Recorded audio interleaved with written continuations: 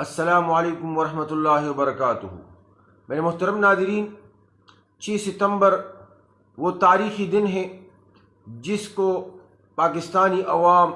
ہر سال پورے عقیدت و احترام کے ساتھ مناتے ہیں۔ یہ پاکستان کی دفاع کا وہ عظیم دن ہے جب 6 ستمبر 1965 کو ایک پڑوسی ملک بھارت نے پاکستان کے بہادر افواج اور غیور عوام کو للکارا اور پاکستان پر حملہ آور ہوئے۔ اس وقت پاکستان کے صدر مملکت جنرل ایوب خان کی قیادت میں پاکستانی افواج اور عوام نے بے پناہ صلاحیت و شجاعت اور بہادری کا مظاہرہ کرتے ہوئے دشمن کے دان کھٹے کیے اور پاکستان کو ایک ایسے دفاعی اور قوت کے ساتھ پوری دنیا میں ابھر کر لائے کہ آج بھی دنیا پاکستان کی اس دفاعی قوت اور دفاعی جتنے ایٹمی اور میزائل اور جتنی قوت اور افواج ہے اس کو سراہتے ہیں۔ میرے عزیز دوستو، 6 ستمبر 1965 کے اس تاریخی دن اور اس جہاد کے موقع پر جب پوری پاکستانی عوام سیسا پلائی ہوئی دیوار بنی تھی، پاکستان کے بہادر افواج کے ساتھ ساتھ پاکستان کے عوام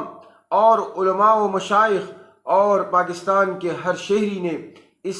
جنگ میں بھرپور کردار ادا کیا۔ اس جنگ میں ہمارے اکابر خصوصاً شیخ الجامعہ حضرت پیر سید بادشاہ گل بخاری رحمۃ اللہ علیہ کا بھی ایک کلیدی کردار تھا۔ ایک طرف انہوں نے جہاد کے جذبے کے طور پر، کیونکہ حضرت بادشاہ گل بخاری رحمۃ اللہ علیہ کے دل میں جذب جہاد کوٹ کوٹ کر بھرا تھا، اور جذب جہاد ہر موقع پر حضرت بادشاہ گل صاحب رحمۃ اللہ علیہ اگر اسرائیل 1969 میں بیت المقدس پر حملہ آور ہوتا ہے، اگر 1965 میں بھارت پاکستان پر حملہ کرتا ہے، یا 1971 میں جنگ چھڑتی ہے، ہر موقع پر حضرت شیخ الجامعہ رحمۃ اللہ علیہ اپنے احباب متعلقین استانہ عالیہ قادریہ کے جتنے احباب اور متعلقین اور مرید تھے، اس کے ساتھ ساتھ جامعہ اسلامیہ کے فضلاء اور متعلمین سب کو جہاد کا حکم دیتے ہیں۔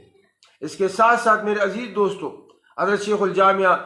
رحمۃ اللہ علیہ نے اس وقت پورے دنیا کی اسلامی سربراہ مملکت اور علماء و مشائخ کی حمایت حاصل کرنے کے لیے ان کو باقاعدہ خطوط ارسال کیے تھے۔ ان میں سے شیخ مامون جو جامع ازہر کے مفتی تھے، ان کے نام حضرت بادشاہ گل رحمۃ اللہ علیہ نے خط ارسال کیا تھا۔ اس کے ساتھ ساتھ مدینہ منورہ کے شیخ عبدالعزیز ابن عبداللہ ابن باز رحمۃ اللہ علیہ، ان کو بھی آپ نے خط پاکستان کی حمایت اور اس سلسلے میں تعاون کی درخواست کے لیے باقاعدہ خطوط ارسال کیے تھے۔ اس کے ساتھ ساتھ مفتی استنبول ترکی شیخ ابراہیم المال کو حضرت بادشاہ گل بخاری رحمۃ اللہ علیہ نے خط ارسال کیا تھا۔ اس کے ساتھ ساتھ میرے عزیز دوستو، جتنے اسلامی سربراہ مملکت تھے ان کو حضرت بادشاہ گل بخاری رحمۃ اللہ علیہ نے پاکستان کی حمایت اور پاکستان کے ساتھ بھرپور تعاون کے لیے اور اس جہاد میں شرکت کے لیے باقاعدہ خطوط ارسال کیے تھے۔ اس موقع پر میرے عزیز دوستو، جب کوہاٹ اور پشاور پر بھارتی طیاروں کی طرف سے بمباری کی گئی، اور اس موقع پر جب 2 مساجد شہید ہوئے اور بہت سے پختونوں کے گھر وہ نیست و نابود ہوئے اور گھر گرم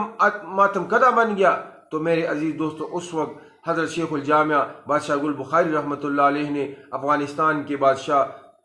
شاہ محمد رضا شاہ کو بھی خط ارسال کیا تھا، اور ان کو بھی اس سلسلے میں بھرپور تعاون کی درخواست کی تھی، اور ان سے پاکستان کی حمایت کی درخواست کی تاکہ پاکستان کے بہادر افواج اور ان کے ساتھ افغان بھائی بھی سیسا پلائی ہوئی دیوار بن جائے۔ اس سلسلے میں میرے عزیز دوستو، شیخ الجامعہ بادشاہ گل بخاری رحمۃ اللہ علیہ نے حضرت شاہ بادشاہ افغانستان محمد ظاہر شاہ کو خط لکھتے ہوئے لکھا کہ ہم اس بات اور ہماری کان اس بات کے منتظر ہیں سننے کے کہ ہم دیکھتے ہیں کہ کب افغانستان کے وہ جرنیل بہادر پاکستان کے ساتھ کھڑے ہوتے ہیں اور اس دشمن کو ایسے جواب دیتے ہیں تاکہ وہ تا قیامت وہ اس کو یاد رکھے۔ حضرت شیخ الجامعہ رحمۃ اللہ علیہ نے افغانستان کے بادشاہ محمد ظاہر شاہ کو خط لکھا اور اس سے کہا کہ پاکستان صرف اپنی دفاع کے لیے نہیں بلکہ پاکستان افغانستان کے دفاع کے لیے بھی سیسا پلائی ہوئی دیوار بن گیا ہے۔ اب اگر پاکستان کمزور ہو گیا تو کل افغانستان بھی کمزور ہوگا، کابل بھی کمزور ہوگا۔ اس لیے پاکستان کے عوام کے ساتھ، پاکستان کے افواج کے ساتھ افغان حکومت اور ان کی جرنیلوں اور ان کی فوج کی حمایت وہ ضروری ہے تاکہ پاکستان کے ساتھ ساتھ افغانستان کا دفاع بھی ناقابل تسخیر ہو جائے۔ تو میرے عزیز دوستو، یہ مکتوبات جتنے حضرت بادشاہ گل بخاری رحمۃ اللہ علیہ نے لکھے تھے،